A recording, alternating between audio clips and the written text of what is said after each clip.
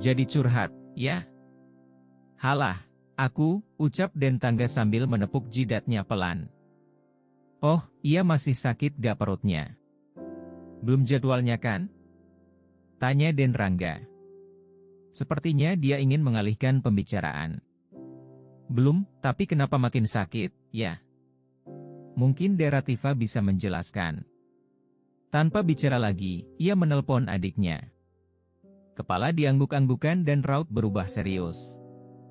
Lepas menelpon dia mengatakan dokter muda itu akan meluncur ke sini. Keringat mulai membasahi telapak tangan, leher juga punggungku. Sementara di dalam perut seperti ada yang mencubit kencang sekali. Bukan satu cubitan, tapi banyak. Karena tak tahan, aku minta pelayan yang menemani kami memanggil ibu. Selang 5 menit, ibu tergopoh menghampiri. Ia langsung mencecar beberapa pertanyaan. Demi mendengar jawaban, wanita itu langsung menyimpulkan itu tanda melahirkan. Aku dan Den Rangga sama ternganga. Ibu langsung memerintahkan pelayan untuk menyampaikan ini pada juragan. Hal itu dilakukan agar aku segera dibawa ke rumah sakit. Anjani, bertahanlah. Hibur Den Rangga. Lelaki itu makin kentara kecemasannya. Ia mirip suami yang istrinya akan melahirkan. Mondar-mandir menelpon adiknya yang belum juga datang. Kadang jongkok untuk memeriksa keadaanku. Sementara remasan di dalam perut ini makin kencang saja. Aku dipapah menuju mobil yang akan berangkat ke rumah sakit. Juragan istri dan ibu berada dalam mobil yang sama denganku. Sepanjang jalan kedua wanita itu menghibur agar tetap bersabar. 40 menit berikutnya aku sudah ada di ruang bersalin. Dokter wanita parubaya dan beberapa perawat telah siap membantu persalinan. Katanya kenaikan pembukaan tergolong cepat. Baru 2 jam saja sudah masuk level 7. Mungkin inilah kemudahan yang diberikan untuk membayar kesedihan selama ini.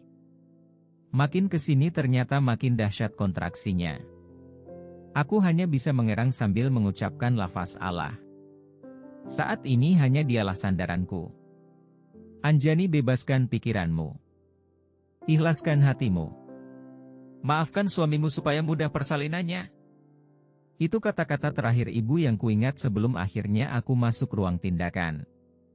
Di tempat ini tak boleh ada lagi saudara pasien yang menemani. Hanya aku dan orang-orang berpakaian putih saja di sini.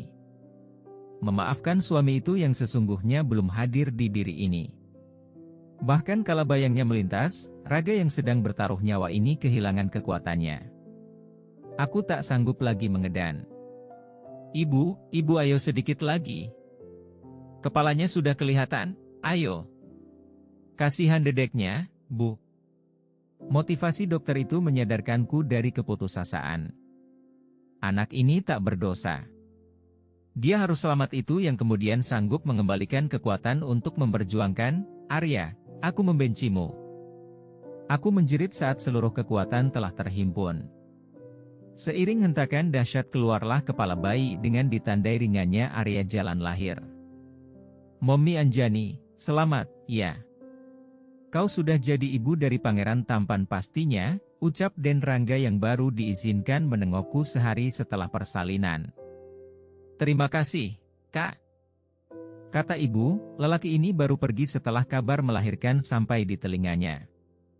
Ia menunggu dengan setia bersama ibu dan juragan istri. Sikapnya tak beda dengan ayah saat menunggui kelahiranku dulu. Mondar-mandir tak jelas sampai bersih tegang dengan tantenya.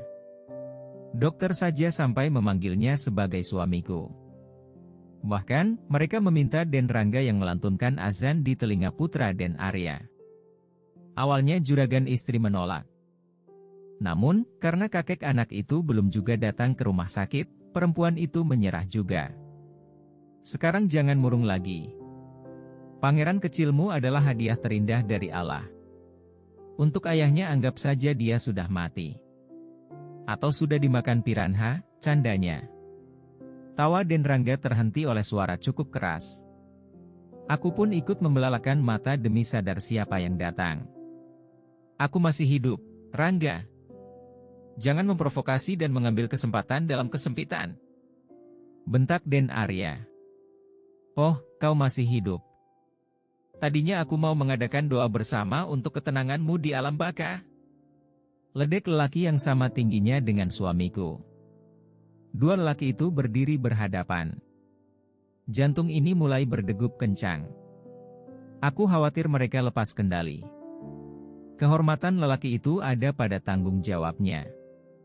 Jika dia tak memiliki itu, namanya banci. Den Rangga menepuk pundak lelaki yang dadanya turun naik. Sebelum berlalu masih sempat menoleh padaku. Dia mengatakan akan kembali nanti. Terang saja Den Arya mencekal lengannya, tapi segera ditepis kasar. Sudah lama aku tak melayangkan tinju. Kita jadwalkan waktu untuk bertarung, tantang Den Rangga yang disambut cebikan oleh suamiku. Untunglah lelaki yang kerap menghiburku itu segera keluar. Aku tak tahu apa yang akan terjadi jika dia masih di sini. Masalahnya wajah Den Arya sudah serupa buah saga. Den Arya menghela udara berkali-kali sebelum menghampiriku. Sepertinya dia berupaya meredakan emosi yang sempat terpancing oleh sepupunya. Sayang, terima kasih telah melahirkan pangeran. Maaf, kemarin ponselku mati seharian karena sedang full meeting. Lelaki itu mengecup kening, tangan dan bibir ini. Dia pun membelai rambut, pipi dan perutku. Senyumnya mereka setelah tadi sempat tertahan. Tugasku sudah selesai. Aku sudah memberi keturunan. Berarti aku bisa bebas sekarang, kan? Senyum itu pudar. Binar bahagia sekejap berganti keterkejutan luar biasa. Ia melekatkan pandangan, ditajamkan kemudian untuk memastikan aku sedang tak bercanda. Kamu bicara apa Anjani? Apa maksud tugas sudah selesai? Tanyanya dengan nada sedikit tinggi. Aku, kan mesin pencetak anak. Berarti lahirnya anak itu menjadikan tugasku selesai, kau itu istriku, bukan pencetak anak. Aku ini suamimu. Jangan bicara begitu lagi, aku benci. Bentak Den Arya. Istri? Istri siapa aku? Suamiku tak ada saat aku menghadapi hari-hari berat menanggung kehamilan. Juga saat aku bertaruh nyawa mengeluarkan anakmu. Kamu di mana? Cecarku tak mau kalah. Sungguh melihat wajahnya membuat emosi yang sempat reda bangkit kembali. Kau tahu ucapan apa yang membuatku mampu memiliki kekuatan saat hentakan terakhir? Ucapan itu adalah aku membencimu, Arya. Itulah yang membuat aku bangkit. Pergi kau, pergi.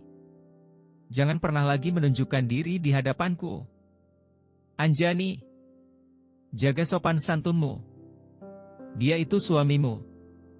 Bentak juragan istri yang tiba-tiba sudah ada di antara kami. Pergi kalian semua. Aku benci kalian semua. Pergi. Kucabut selang infus, kudorong tiangnya hingga terguling di lantai. Kulempar apa saja yang bisa kulempar. Hal itu terhenti saat ibu datang menenangkan. Aku benci padamu, Arya. Pergi. Ibu memohon agar semua orang pergi meninggalkan kami. Den Arya menggandeng ibunya agar tak ngotot ada di ruangan ini. Aku melekatkan tubuh pada ibu. Menangis sekencang yang ku bisa. Sakit hati ini takkan ada obatnya. Keputusan sudah bulat. Kami harus berpisah. Tak ada yang bisa diharapkan dari lelaki sejenis Den Arya. Aku tahu jalan perceraian itu tak mudah. Namun, pasti ada kemudahan di sana. Secara hukum Islam pun aku di posisi boleh menggugat cerai sebab tak dipenuhi hak sebagai istri. Batas yang diberikan Allah hanya 3 bulan, sedangkan ini sudah berlangsung 10 bulan. Lagi pula masa depan pernikahan ini tetap akan suram. Den Alisa tetap akan mengusai utuh suaminya, sementara Den Arya memiliki karakter lelaki pengecut. Bu, kalau Kak Arya mau masuk tolong jangan diizinkan. Aku belum siap melihat wajahnya. Aku tahu ibu tak setuju. Namun, melihatku amat tertekan ia mengangguk juga. Aku butuh waktu untuk bisa berdamai dengan keadaan. Aku juga tak mau bertemu juragan istri.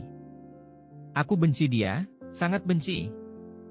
Ibu membiarkan aku meluapkan emosi jiwa. Ia paham putrinya ini hanya butuh didengarkan. Omonganku terhenti saat seorang perawat datang membawa bayiku.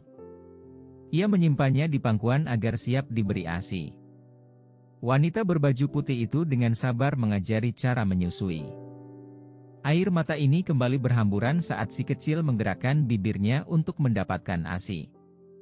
Kuseka tetes bening yang menyentuh kepala mungil itu.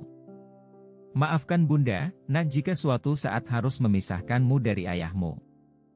Ikuti juga cerbung baru calon mantu Kiai Novel cetak sentuhan 1 malam masih ready stock. Rp99.000 pemesanan https://wa.me/62812619619345994